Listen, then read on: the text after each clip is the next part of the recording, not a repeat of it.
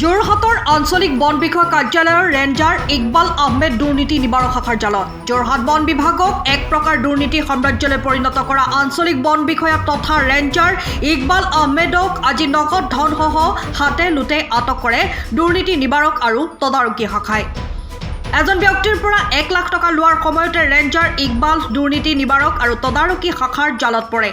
এগৰাকী দুৰ্নীতিগ্ৰস্ত ৰেঞ্জাৰ দুৰ্নীতি নিবাৰক আৰু তদাৰকী শাখাৰ জালত পৰাৰ লগে লগে যোৰহাট বন বিভাগৰ একাংশ লোক উৎফুল্লিত হৈ পৰাৰ লগতে যোৰহাট বন বিভাগৰ ভিতৰ চৰাত চেপা উত্তেজনাই বিৰাজ কৰিছে। পুনৰ জনাই আছো, যোৰহাটৰ আঞ্চলিক বন বিষয়া কাৰ্যালয়ৰ ৰেঞ্জাৰ ইকবাল আহমেদ দুৰ্নীতি নিবাৰক শাখাৰ জালত।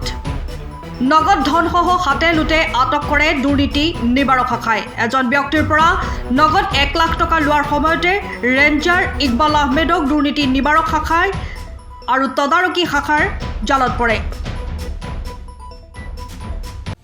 সময়ৰ খবৰ সময়ত পাবলৈ ফ'ল' কৰক টাইম অফ আছাম।